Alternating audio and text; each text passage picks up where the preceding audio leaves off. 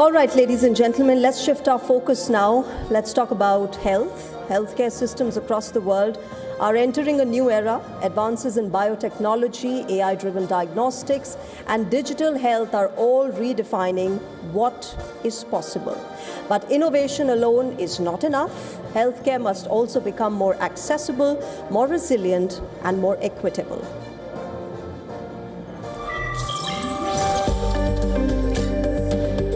As the global healthcare industry continues to evolve and innovation reshapes health systems, key emerging models of healthcare are presenting fresh opportunities, challenges, and dilemmas. The prescription includes striking the right balance between leveraging the potential of new technologies and ensuring equitable access to healthcare. As the world moves towards remote patient monitoring, regenerative medicine and nanomedicine, and AI transforms healthcare, how prepared are we to deal with the ethical challenges and safeguard patients' rights?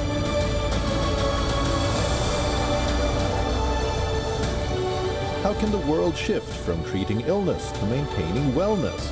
What will the future of healthcare look like? Join WION World Pulse for the future of healthcare.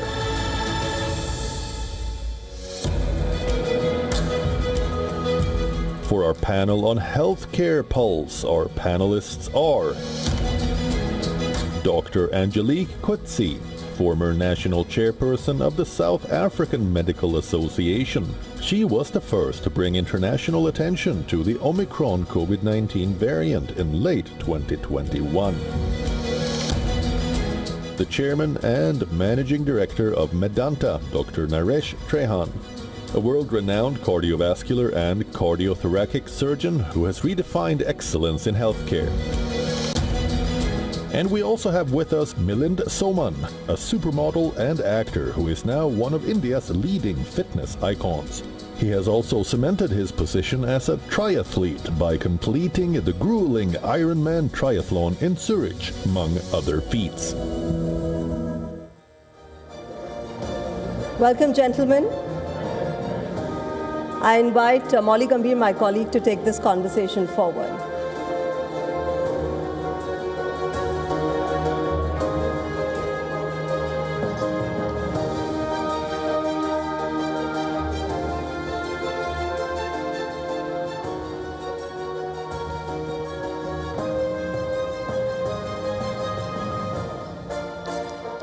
All right, so first of all, welcome. Thank you very much for being here. We also have Angelique Coetzee joining us virtually.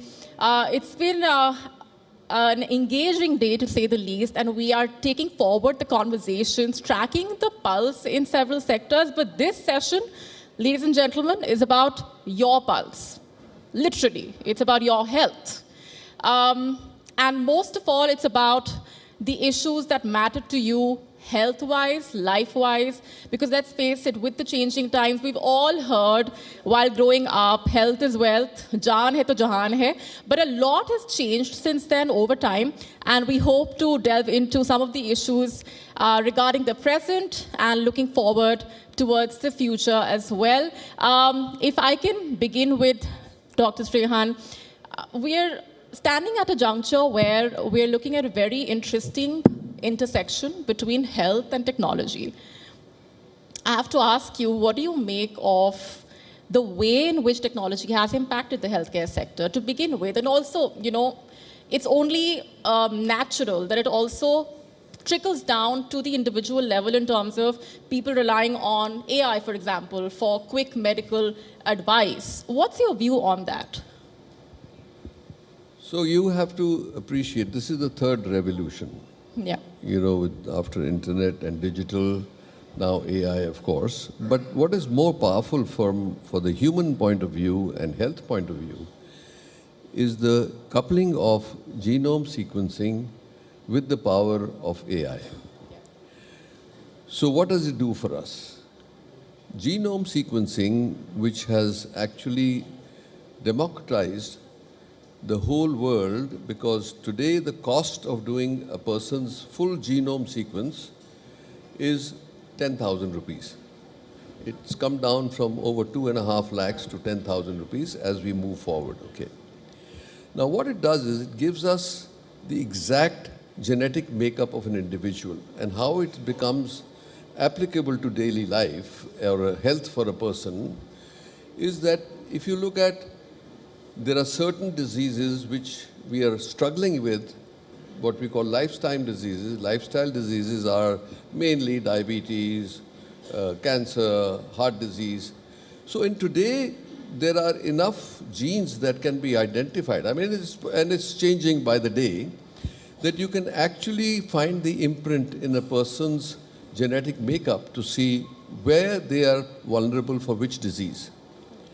Because today, there is enough knowledge about heart disease, but the new heart is cancer. And everybody is living in that fear today, is how do I detect cancer at its initial stage, because it's totally curable in most instances. So coupling that with the AI generators of, the data mining, big data analysis in matter of hours or days, which used to take us years, has compressed that whole process, and we can look at the algorithms which, for example, what do we want to know? We want to know if a patient is going to crash within the next 4 hours, 6 hours. So the early warning systems can be now, have already been created in the algorithms. If somebody is going to get severe infection, what we call sepsis, you can predict it happening 4 to 6 hours before today. So there is a huge change in favor of it, but at the same time, it has given the ability to do personalized medicine when you can actually write the what we call Janam Patri is now the health Patri of an individual. And that is a very important movement forward because you have the blueprint in front of you. Now you may decide to follow it or not follow it and be warned about what you are prone to, but it's there. It's an amazing thing that has happened today. So now we practice medicine in a totally different way. And that is one of the things that we must recognize as physicians, because it's only going in favor of trying to serve the public better. Right. How can I not also ask you about then protecting our heart health? That's the immediate question that comes up while speaking to you, of course. But I will come to that in just a bit, because that's also related to our lifestyle these days, our sedentary lifestyle. And coming to someone who is literally the opposite of sedentary lifestyle, Milind Soman here with us. So many ways to introduce you, one of them, of course, being the Iron Man of India, so on and so forth. You don't believe in going to the gym, you do believe in exercising on the go, no room for excuses. How would you nudge someone to start their fitness journey if they are making excuses right now? If they're making excuses, that's their business. I'm not here to nudge anybody. I mean, today, everyone knows that health is important. It's not something that you need to be told. Yes. If you need to be told, then you must be really dumb. And the thing is, it's not difficult to maintain your health. If you already have neglected yourself to an extent, or you have some congenital issues, then you may have reached a critical stage where you need to get your body back or into a position where it is healthy, and that takes a certain kind of effort. But for a normal person, see, everyone is born with strengths and weaknesses. Nobody is born perfect. Everyone, including me and Dr. Trehan, has strengths and weaknesses. What he was talking about is identifying those weaknesses from the genome. Right. Right? But even if we don't do that, and if it's come down to 10,000 rupees, then of course anybody can do it, and I think it's amazing to know those things. But then to do something about those things is the key. Because you may know, like we know that we can fall sick if we don't take care of our health. We know we can put on weight. Putting on weight will put us more at risk. We know those things. I mean, forget all those things. People smoke from cigarette packets that say it's going to kill you. So even if this technology is being improved and there are so many possibilities and facilities to be healthier and to be fitter, are people going to take it up? Like you said, excuses. Thousands, millions. That is what the imagination, imagine, human imagination today is used for, most of all, is to make excuses, unfortunately. So what do you tell people like that? What do you tell a person who picks up a cigarette packet that says it's going to kill you and still lights it up? What would you tell them? What would you tell them, doctor? You can't. There's nothing to say. You know? But the fact is, what I would like to say is that it's easy. You told them I don't go to the gym. I exercise every day because I believe that consistency of good habits is what keeps you healthy. And also that it can make you fitter to whatever fitness level you want. I exercise about 10 minutes a day, which is something that's doable for anybody. To maintain a level of fitness that I see is much higher than average. Dr. Trehan, do you want to also come in on that? And like I was saying, I want to definitely ask you about the ways in which we can actually get to the heart of the matter, quite literally, which is to protect our heart health. You know, the increasing cases that we've seen of late, of even younger people, going through heart issues. What do you think is that to be attributed to? Is it our lifestyle? To what extent is it? So it's a combination of things. It's not one single factor. The most important thing that we say today is recognize your genes. We know very well if there is heart disease in the family, there is a 30% chance that you will get heart disease also. Now, we also know the risk factors that go along the development of blockages or any other heart disease. So if that person who has genetic history, and we can now do the genome sequencing and we can identify the genes also, and that you decide to smoke and eat butter chicken every day, then you are on a suicidal track. But if you are forewarned about the fact that, yes, I am more prone to this, then maybe if you do some judicious exercise on your own control on yourself, I think you can actually avoid huge amounts of misery to yourself if you actually just pay attention to what you've been warned. That's what I was saying. Now, also let me tell you about diabetes. The two most common diseases in India, cancer is catching up now, but heart disease and diabetes are the ones, and it's coming, like you said, at a younger age than it used to before. Okay. So diabetes, if one of your parents has diabetes, there is a 25% chance that the children will get diabetes. So they are prone to it.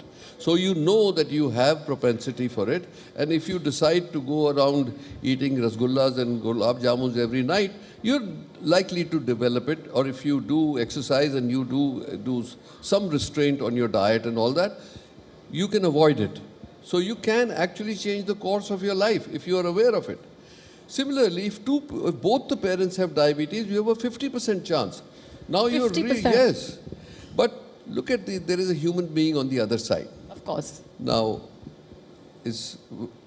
you take somebody and you put a most delicious samosa in front of them.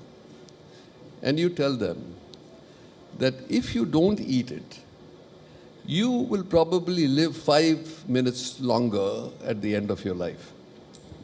Now, there go our samosas and our gulab jamuns and our... So the question comes, are you want to satiate yourself today, or do you want to build for that? So there are abstracts in this. That's why I'm trying to say the traps in life.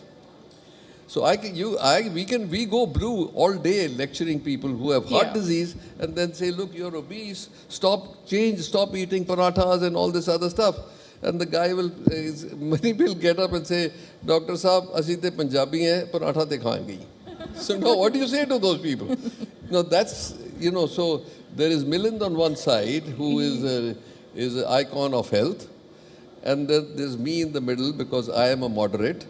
I say, you are? Okay, all right. And he does not believe... I am, then I'm extreme. Okay. Now my point is, if if you indulge in proportion, nobody says don't eat anything forever, but do it maybe once a week, maybe, like we say, this is bad, that's bad. The whole world is full of things that are bad. And you try to eat salads every day and soup every day, you get sick of it. So there you have to steer your life with a little more intelligence, because your risk factors are already written in your genetic makeup. By the way, one more thing. Yes. In the past, we thought 25% of your life and your health is influenced by your genetic makeup. Today, there are studies which raise it to 50 to 80%. So if you are lucky to be born with the right genes, your protections are huge.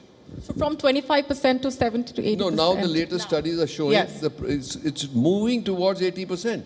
It's already above 50%. That genes contribute to your health and your longevity from your genes. So what you inherit. But if you have inherited bad genes, whichever they may be, you can also be conscious and change the course of your life. You mentioned eating with intelligence. I definitely want to go to Milind Soman on the fact that you've also been an advocate for mindful eating, eating what you think is good for your body. Very interestingly, you also don't believe in the concept of so-called cheat meals, right? Because you think that, well, if you think it's right for you, it's good for you, go ahead. We've just heard a long list of things that Dr. Trihan has also pointed out. I have to ask you, do you fight against those cravings, or you just know that they're not good for you and you'll just eat what you think is right? So the whole idea of mindfulness is, what are you mindful about? And why are you mindful? You're mindful because you want to move in a certain direction. You're not mindlessly mindful, right? You know exactly what you're thinking, exactly what you're doing, you know why you're doing it, right? So eventually it becomes an automatic thing. There are no cravings. Your mind and your body start working together. It's only when you're disconnected, when your mind and body are disconnected, you take the wrong decisions. You make the wrong choices always. You are saying that, oh, I must have biryani today. Why? Does your body need biryani? No, it doesn't. You're just craving it out of some emotional need. You're not even probably hungry. I'll tell you, a lot of people at our level in society have never felt hunger. You have had food from the time you were born stuffed into your mouth. Every time, 3 meals a day, 4 meals a day, sometimes now 6 meals a day, 8 meals a day. I mean, I hear all kinds of things. You don't know what hunger is. You are eating out of habit. It is interesting when you begin to feel hunger. So fasting is something that's interesting that you can experiment with. For example, I started this intermittent fasting. I've been doing it for more than a year now, and I find it amazing, the way it's affected the way I live. My energy is increased, my focus, the way my mind works, and by eating less. I would say eating less at a certain time. So I don't eat for about 16 hours. That's the 16-hour intermittent fasting. And I eat in that 8-hour window. And I eat then whatever I want. But I know what I should eat and how much. I know it. I don't even have to think about it. Like, for example, if there was a samosa on the table and a gulab jamun, then what do I choose? I choose the samosa. Because I want to minimize sugar. Okay. My father was a type 1 diabetic. Right? So as the doctor mentioned, there could be a greater risk to me of having diabetes. So I need to be careful. And you need to be careful anyway, whether there was a test that was possible or not. Life is tough. In fact, technology makes us feel that it's easier, it's convenient, it's simpler. It's not. Life is tough. People who suffer in their 40s and 50s because they've neglected their health, they understand that life is tough. So you need to take care of it from as early as possible, from childhood. You know, I see parents feeding their children soft drinks, sugary drinks, pizzas, burgers. I never had a soft drink till the age of 23. I never ate outside of the house till the age of 23 because my parents thought it wasn't healthy. Right. My father was a nuclear scientist. My mother's a biochemist. All 4 of my grandparents were doctors. So they knew. Yeah. And they did not encourage certain things. Because what happens as a child, if you are exposed to this, it becomes a habit. And that habit becomes difficult to break as you grow older. Right, and I think over the years, definitely, you know, we've come a long way when it comes to acknowledging what is right for our bodies and what's not, you know, being more aware about our health. I think the pandemic changed a lot in terms of, you know, just knowing what, how fragile. The pandemic was an intervention. Yes. The biggest message was if you have an underlying health issue, you are more at risk.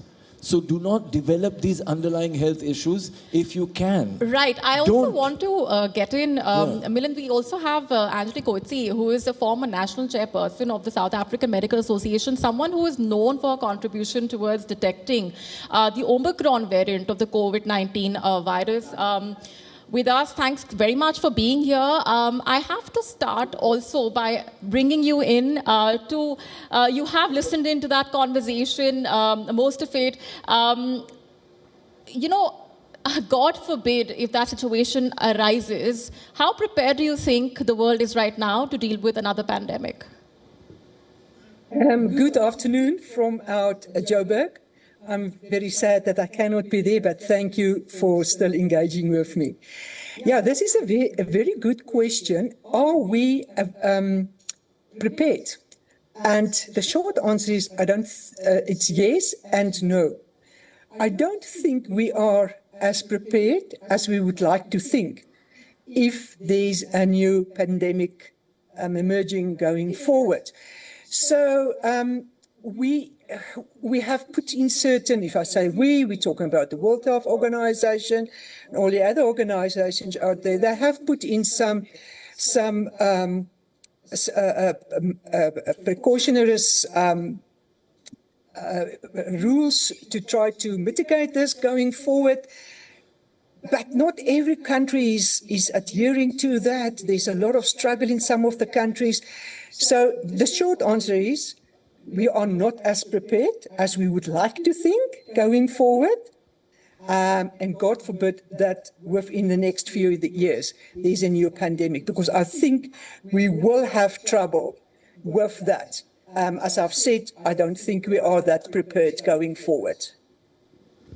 All right, I hate to end this on that pessimistic note, but that is, of course, a reality check for us. Thank you very much, Angelique Coetzee, for joining us. Of course, someone who's been closely associated with tracking the Omicron variant of COVID-19 in the pandemic, the way it unfolded. Yes. I can end it on a positive note if you want. Of course, go ahead. India has the fastest growing running population in the world. More people in India start running today than in any other country. Well, that's great. It shows that people are waking up. Yes. India doesn't have a tradition of sports or fitness or exercise or anything, but people are waking up. And I have to say that you have also been a contributor towards that. We all know how much you would love to run, and your awareness campaigns, of course, have also been popular over the years and have gone a long way, quite literally. Thank you very much. We're wrapping this up, completely out of time. Thank you very much, Angelique Coetzee, Dr. Trehan, and Milind Soman. Thank you. This is about tracking your pulse, your health, and we will be moving on with the next sessions. Thank you so much. Thank you very much. And Milind, you said that Indians are running. I think they're running a lot for their work, for everything, but I'd like to invite Managing Editor Zee News, Mr. Rahul Sinha, to please felicitate our guests. Mr. Sinha.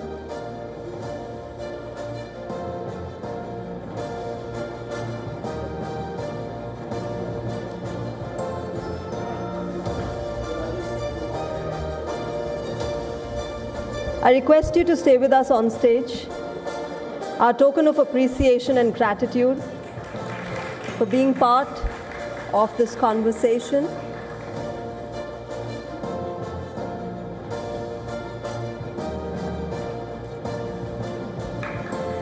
A round of applause, ladies and gentlemen.